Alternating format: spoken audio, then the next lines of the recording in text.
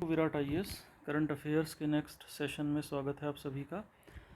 अब हम current affairs के चौथे सेशन पर आ गए हैं और आज हम अपने सेशन की शुरुआत करेंगे इंटरनेशनल इश्यूज़ से। इंटरनेशनल इश्यूज़ में पहला जो इशू है आज का वो यूनाइटेड नेशंस के एक अलायंस से संबंधित है। अलायंस मतलब गठबंधन। ये ऐसा गठबंधन है जो दुनिया से गरीबी हटाने के विरुद्ध बनाया गया है। इस गठबंधन में सबसे इम्पॉर्टेंट पार्ट ये बनता है कि इंडिया अब इस गठबंधन में शामिल हो गया है। ये जो अलायंस है पॉवर्टी एरेडिकेशन का, इंडिया इसके फाउंडिंग मेंबर के तौर पर इसमें शामिल हुआ है। वास्तव में इस गठबंधन का जो उद्देश्य है वो ये है कि कोविड-19 के आलोक में जो ग्लोबल इकोनॉमी है वो धराशायी हो गई है, तो उस ग्लोबल इकोनॉमी को बढ़ावा देने की जो कोशिशें हैं उस पर कंसंट्रेट करना ही इस अलायंस का ऑब्जेक्टिव है और इसीलिए इंडिया इसमें शामिल हुआ है। इसकी जो शुरुआत की जो यूनाइटेड नेशन जनरल असेंबली है इसके 74 सेशन चल रहा है और उसके जो अध्यक्ष हैं तिजानी मोहम्मद बंदे, इनके द्वारा इसकी फॉर्मली शुरुआत की गई। और इसमें ये बोला गया कि इस समय जो इकोनॉमिक डिस्पैरिटी है, जो आर्थिक असमानता है, वो दुनिया की एक सबसे बड़ी चुनौती है और ऐसा माना जाता है कि दुनिया की 60% संपत्ति लगभग 2000 बिलियनियर्स लोगों के हाथों में है। नेक्स्ट इंटरनेशनल इशू है 2+2 dialogue between India and United States. देखो, इस बात में कोई संशय नहीं है कि भारत और यूनाइटेड स्टेट्स दोनों एक दूसरे के काफ़ी निकट आए हैं और दोनों के एक दूसरे के नज़दीक आने का एकमात्र कारक है चाइना का ग्लोबल पावर के तौर पर राइज होना, उदय होना। तो अब 2+2 डायलॉग भारत और अमेरिका के बीच चलते रहते हैं। 2018 में डायलॉग हुआ, 2019 में 2+2 डायलॉग हुआ और फिर 2020 में डायलॉग हुआ। जो न्यू दिल्ली में इंडिया गेट के पास हैदराबाद हाउस है, वहाँ ये 2+2 डायलॉग हुआ। 2+2 इसलिए कहते हैं कि अमेरिका के 2 मिनिस्टर और इंडिया के 2 मिनिस्टर इसमें शामिल होते हैं। ये 2 मिनिस्टर कौन से हैं?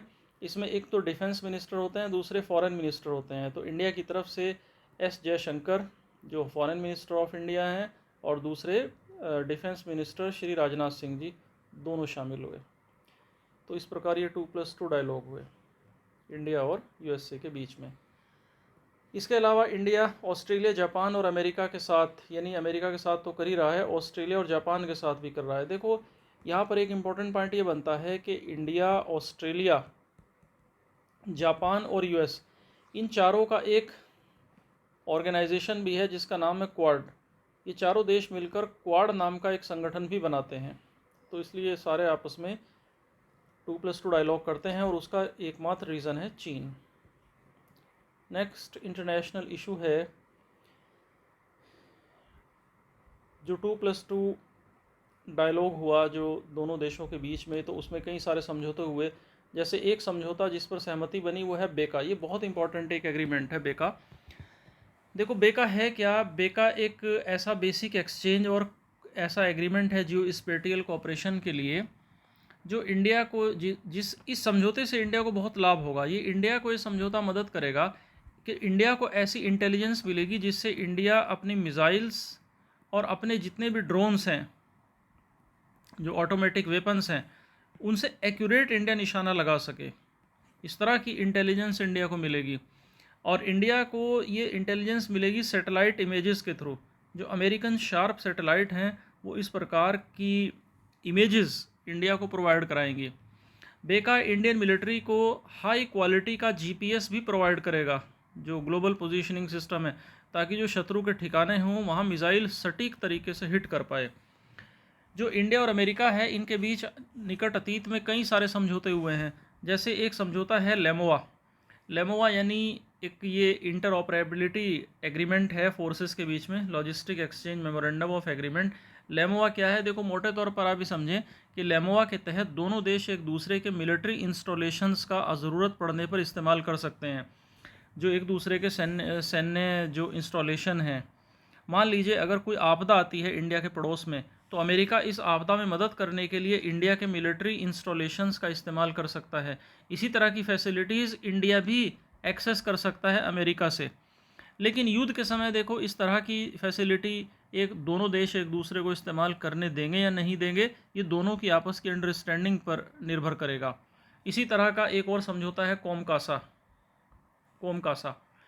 Communication compatibility and security agreement. इस कोम कासा समझौते में दोनों देश बहुत बहुत इम्पॉर्टेंट इन्फॉर्मेशन साझा करेंगे एक दूसरे से, ताकि दोनों के बीच एक अच्छा सामंजस्य बना रहे, एक अच्छा सा कोऑर्डिनेशन बना रहे।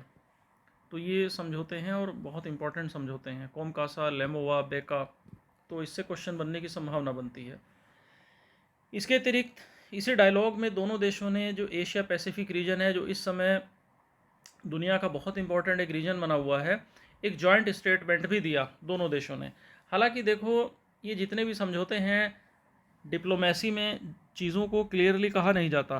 तो एक दूसरे के अगर मिलिट्री इंस्टॉलेशन एक्सेस करने की बात है, तो वो चाइना को कंटेन करने के लिए ही है। डिज़ास्टर वगैरह में तो कोई डिज़ास्टर में तो कोई किसी की हेल्प नहीं किया करता। उद्देश्य है चाइना को कंटेन करना। तो जॉइंट स्टेटमेंट जो आया है एशिया पैसिफिक रीजन के कंटेक्स्ट में, वो भी चीन को मद्देनज़र रखते हुए लाया गया है। समझौते से भारत को क्या लाभ होगा, ये हमने भी डिस्कस किया कि भारत को अमेरिकन जो सैटेलाइट्स हैं, दुनिया भर के जो सैन्य ठिकानों की तस्वीरें, लोकेशन की सटीक जानकारी मिलेंगी, डेटा चार्ट और तस्वीर मिलेंगी, जिससे इंडियन मिसाइल्स जो है अपने ठिकाने पर सटीक निशाना मारने में सफल होंगे। तो इससे ये भी होगा कि आसपास दुश्मन की जो सैन्य तैयारी है उसका पता लगेगा, और भारत सीमा पर जो चीन की मिलिट्री एक्टिविटीज़ हैं उनकी जानकारी भी तस्वीरों के थ्रू भारत को मिल पाएगी।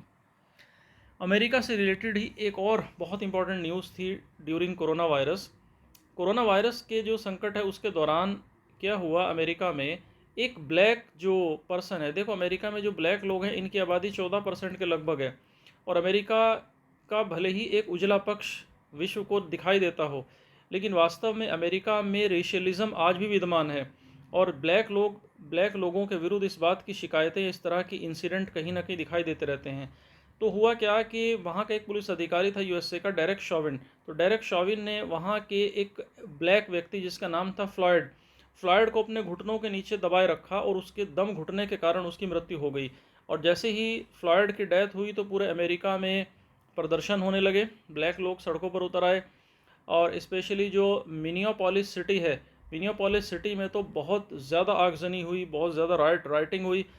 और फिर उस समय जो अमेरिकन राष्ट्रपति थे डोनाल्ड ट्रम्प साहब एक वाइट सुप्रीमेसिस्ट राष्ट्रपति माने जाते थे, और उन्होंने और आग में घी डालने का काम किया उनके स्टेटमेंट ने। उन्होंने कहा कि when looting starts shooting starts, कि जब लूटिंग होगी, लूटमार होगी, तो फिर हम गोली भी चलाएंगे। और इस तरह से ब्लैक लोगों का आक्रोश और ज़्यादा बढ़ गया था उस समय।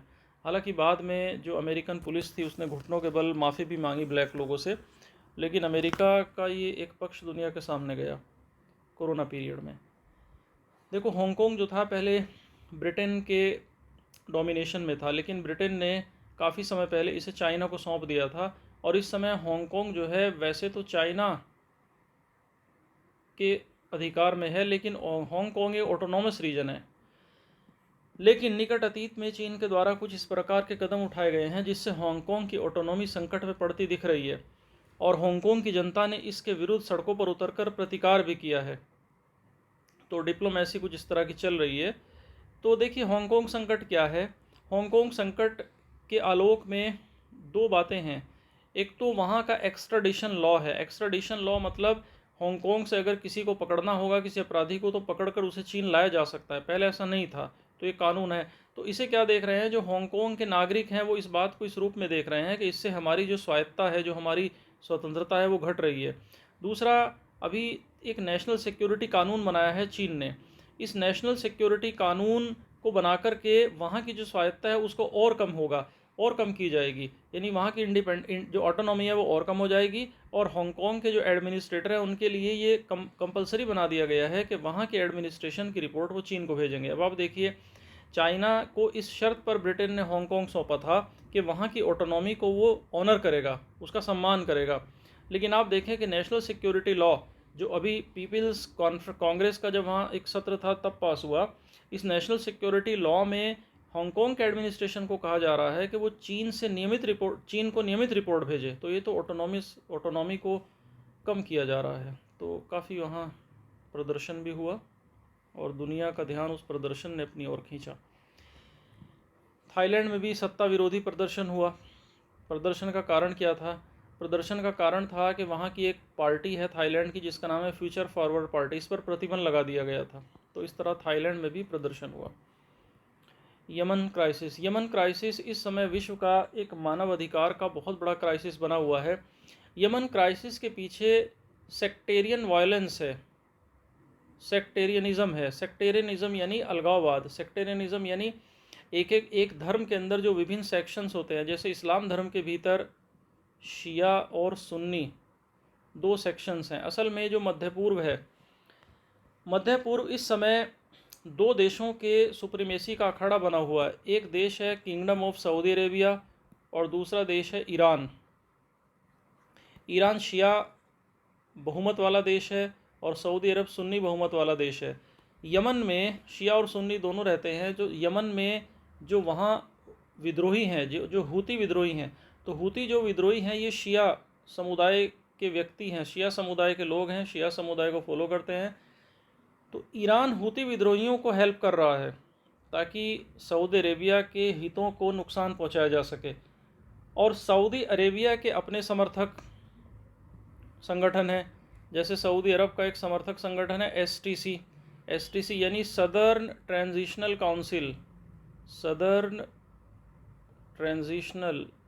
काउंसिल। तो भीषण संकट है और विश्व के इस समय गरीबतम देशों में से एक देश यमन है और ये संकट लगातार गहराता ही जा रहा है। इंडिया और नेपाल के बीच भी कोरोना काल के दौरान एक सीमा विवाद देखने को मिला। उत्तराखंड की कुछ स्थान है, जैसे एक जगह है काला पानी, दूसरी जगह है लिपियाधुरा और तीसरी जगह है लिपुलेक। तो नेपाल ने कहा कि हमारे हिस्से हैं।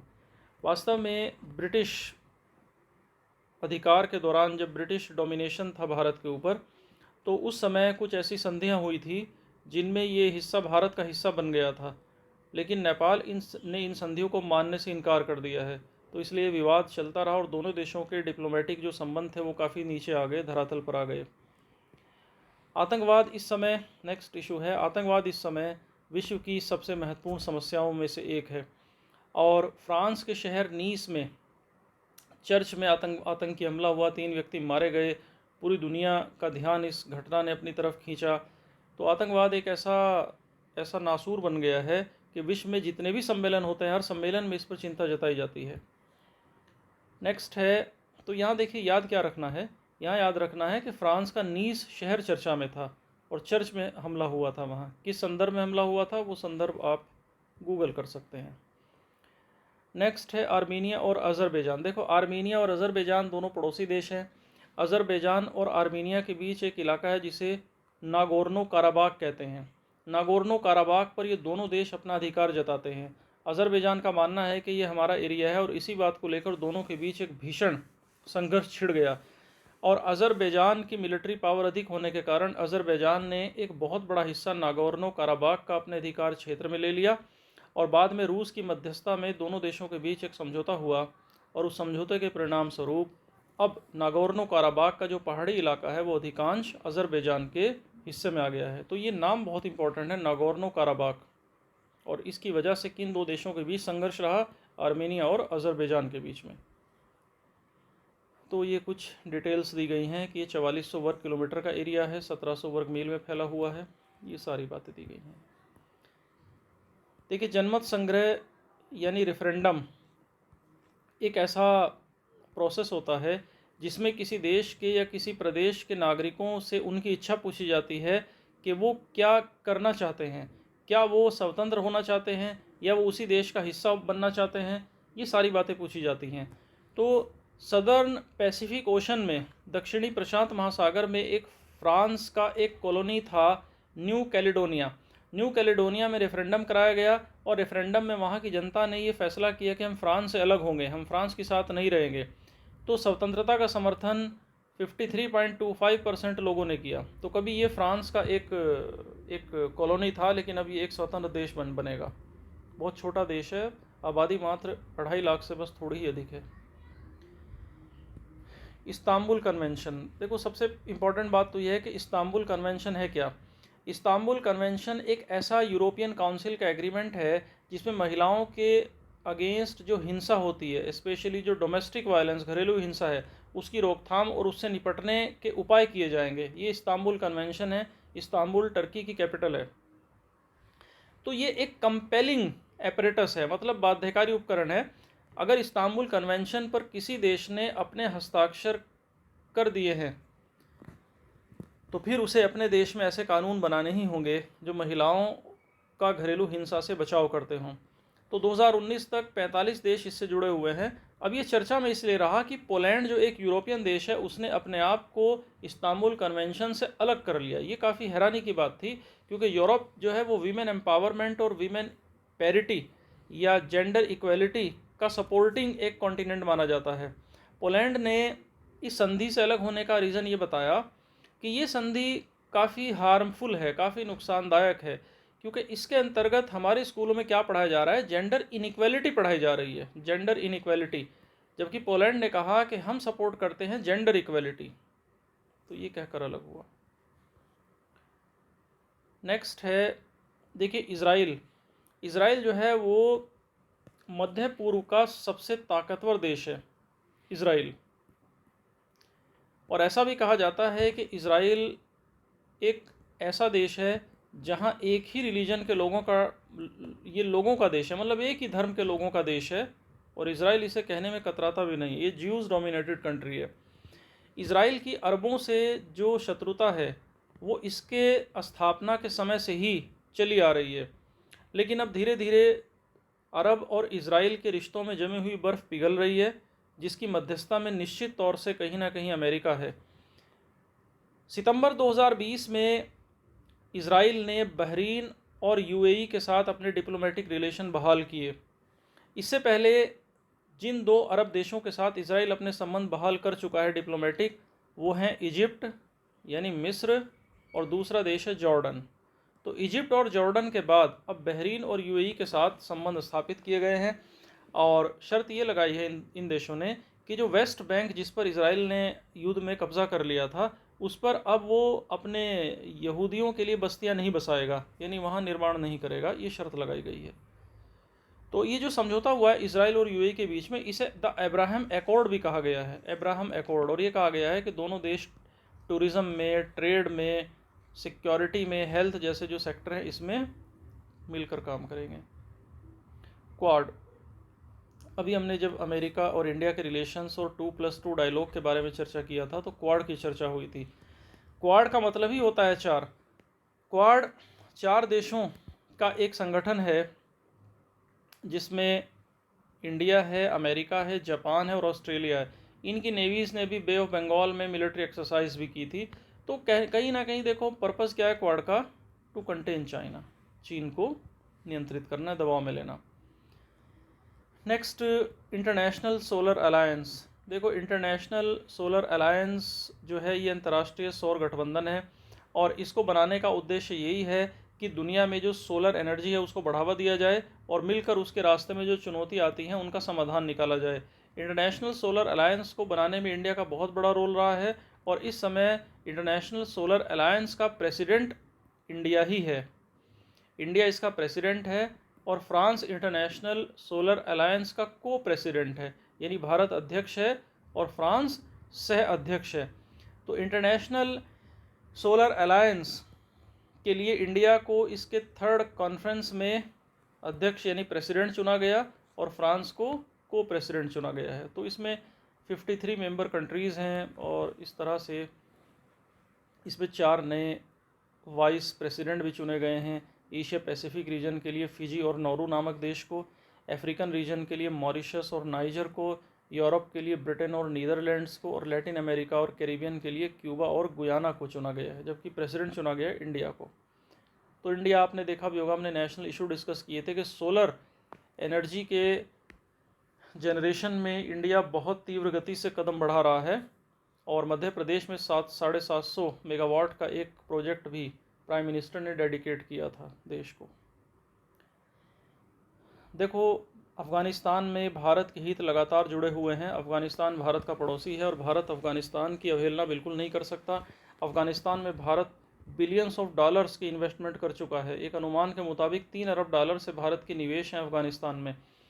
तो इस बात की पुष्टि इस बात से भी होती है कि पिछले साल अफ़गानिस्तान के लिए भारत के जो विदेश मंत्री हैं एस जयशंकर, उन्होंने अनाउंस की, $286 मिलियन की लागत से एक डैम बनेगा और $80 मिलियन की लागत से बाकी के प्रोजेक्ट बनेंगे। तो जो डैम बनेगा वो डैम, इससे पहले भारत एक डैम और बना चुका है जिसका नाम था सलमा डैम। सलमा डैम काम कर रहा है, काबुल के पास है अफगानिस्तान में। तो कई सारे अनाउंसमेंट किए गए हैं अफगानी लोगों के लिए भारत सरकार के द्वारा।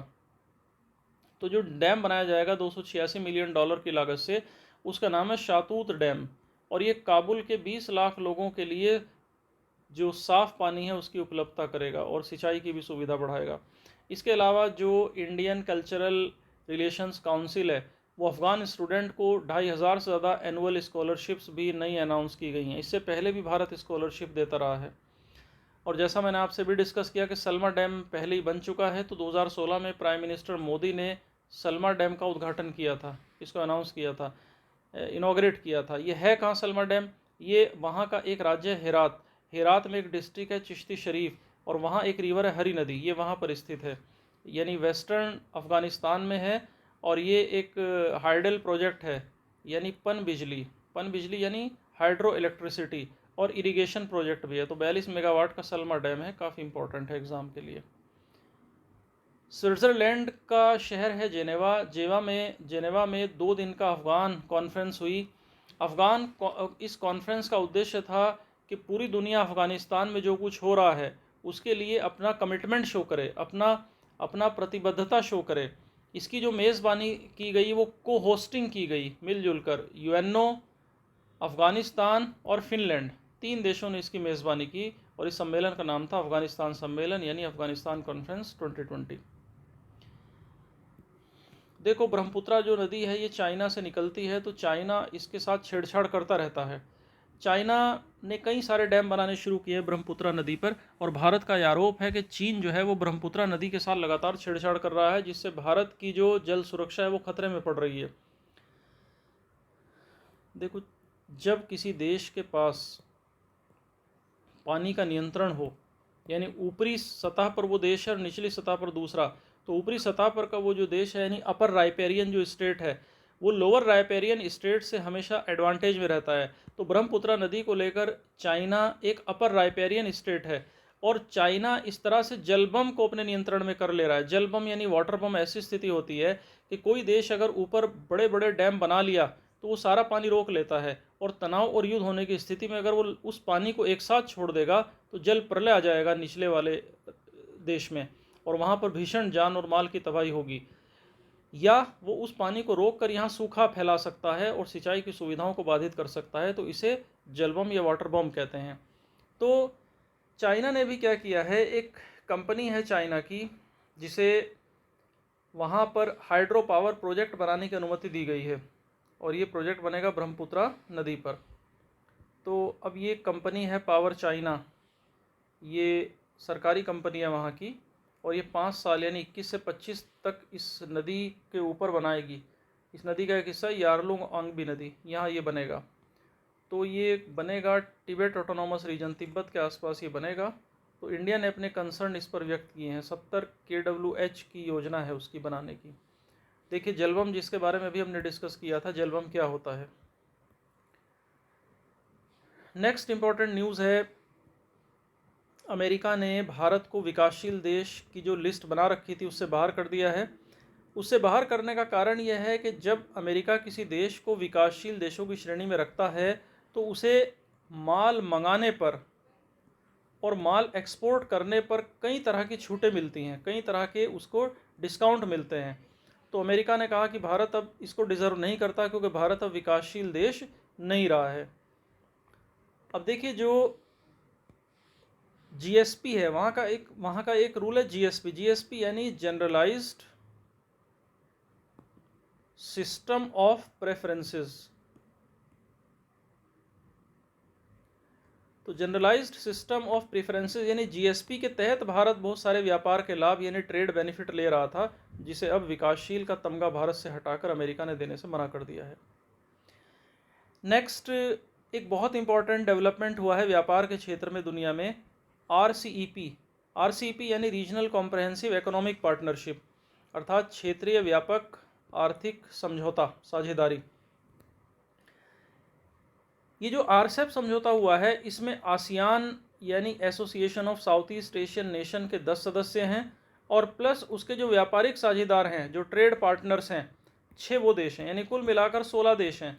तो 16 देश इस आरसेप समझौते से बंध गए। अब क्या होगा कि ये 16 देश, ध्यान से सुनिएगा, ये 16 देश जब एक दूसरे से माल मंगाएंगे, एक दूसरे को माल बेचेंगे, तो उस पर कोई टैरिफ नहीं लगाएंगे, कोई शुल्क नहीं लगाएंगे। इसके अतिरिक्त इन 16 देशों का जिस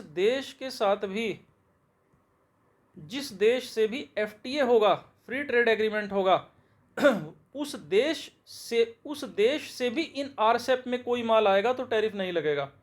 यानी मान लीजिए बांग्लादेश के साथ एफटीए है आसियान वालों का, फ्री ट्रेड एग्रीमेंट, मुक्त व्यापार समझौता, और अगर बांग्लादेश के अंदर इन देशों से कोई माल आता है तो बांग्लादेश उसे माल भारत को बेच सकता है। तो इस तरह भारत की मार्केट पर नकारात्मक असर पड़ेगा। तो यही सब चिंताओं को देखते हुए भारत ने इस पर साइन करने से मना कर दिया है, क्योंकि भारत को डर इस बात का है कि जो चीनी कपड़े हैं और जो चीनी वस्तुएं हैं, इनसे भारत का बाज़ार पट जाएगा और भारत की जो पूरी मार्केट है वो कोलैप्स कर जाएगी। हालांकि आरसेप वार्ताओं को शुरू करने वाला देश भारत ही था, लेकिन अंत में भारत ने बहुत सोच विचार करके आरसेप से अपने आप को अलग करने का निर्णय ले लिया।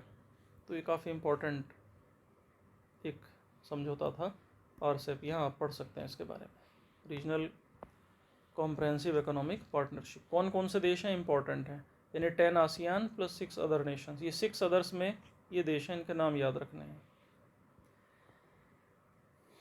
नेक्स्ट है, देखिए इस समय पूरी दुनिया में जिस समुदाय की चर्चा सबसे ज़्यादा हो रही है वो उइगुर कम्युनिटी है। ये उइगुर कम्युनिटी रहती है चीन के शिनजियांग प्रांत में। ये वास्तव में टर्किश मुस्लिम हैं, टर्किश ओरिजिन के मुस्लिम्स हैं। इनका जो कल्चर है वो सेंट्रल एशिया से मिलता है उइगुर लोगों का। और चीन पर लगातार ये इंटरनेशनल मीडिया और वेस्टर्न मीडिया आरोप लगा रहा है कि वो उइगुर लोगों का उत्पीड़न कर रहा है चीन, उन्हें डिटेंशन कैंपों में रखा जा रहा है। तो बहुत ज़्यादा चर्चा चल रही है उइगुर को लेकर। तो उइगुर शब्द, शिनजियांग प्रोविंस, ये सब चर्चा में बने हुए हैं। अभी हुआ क्या कि जो उइगुर लोगों का जो समूह है उसने हेग में, यानी हॉलैंड में जो इंटरनेशनल कोर्ट है ICJ, वहाँ उन्होंने एक अपनी रिट लगाई है और चीन के जो ये इस तरह से अत्याचार है उनके विरुद्ध उसने आवाज़ उठाई है। इसी इंटरनेशनल कोर्ट ऑफ जस्टिस में एक और डेवलपमेंट हुआ है जो इंडिया के टैक्सेशन सेक्टर के लिए बहुत इंपॉर्टेंट है। प्रणब मुखर्जी जिस समय वित्त मंत्री थे तो उस समय हच नामक जो मोबाइल कंपनी थी, इसने अपना कारोबार ब्रिटेन की वोडाफोन को बेच दिया था। ये डील भारत से बाहर हुई थी, तो भारत के इनकम टैक्स डिपार्टमेंट ने इनकम टैक्स का नोटिस भेज दिया था कि हमें इतने करोड़ चाहिए। अब उस समय वोडाफोन ने तर्क दिया था क्योंकि डील भारत की भूमि पर नहीं हुई है और जिस कानून के तहत आप ये नोटिस भेज रहे हैं वो कानून है ही नहीं। तो अपनी कमी को देखते हुए फिर इनकम टैक्स डिपार्टमेंट ने वित्त मंत्रालय से कहा, तो जो वित्त मंत्रालय है यानी मिनिस्ट्री ऑफ फाइनेंस, उसने फिर कानून बनाया, वो कानून नहीं था। तो कानून को बना करके उसको रेट्रोस्पेक्टिव इफेक्ट से लागू किया गया, यानी भूतकाल से लागू किया गया। अब किसी भी लॉ में कानून को भूतकाल से लागू नहीं किया जाता। इसी बात को लेकर वोडाफोन, जिसके ऊपर इनकम टैक्स डिपार्टमेंट ने कई हज़ार करोड़ का नोटिस भेजा हुआ था, 22,100 करोड़ का, तो उसने इसके विरुद्ध इंटरनेशनल कोर्ट ऑफ जस्टिस का रुख किया और इंटरनेशनल कोर्ट ऑफ जस्टिस ने वोडाफोन के पक्ष में फैसला दिया और भारत सरकार के तर्क को रिजेक्ट कर दिया। ICJ ने कहा कि भारत सरकार को वोडाफोन से अपने कर बकाये की मांग बंद करनी चाहिए, यानी भारत को कोई अधिकार नहीं है। और उन्होंने कहा कि भारत सरकार एक तो 22,000 जो 100 करोड़ का जो टैक्स था उसको रिजेक्ट कर दिया, और दूसरा कहा कि 75 करोड़ रुपया उल्टे भारत सरकार वोडाफोन को अदा करेगी रिफंड के रूप में और उनके मानसिक उत्पीड़न के रूप में। तो ये एक डेवलपमेंट है वोडाफोन का। नेक्स्ट है जो ईस्ट एशियन समिट है, 15वीं ईस्ट एशियन समिट वर्चुअल तरीके से हुई। विदेश मंत्री एस जयशंकर ने इसमें हिस्सा लिया।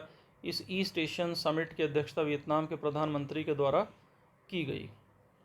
तो आज हम इंटरनेशनल न्यूज़ में यहीं तक रुकेंगे। नेक्स्ट सेशन इसके बाद शुरू करें। Thank you.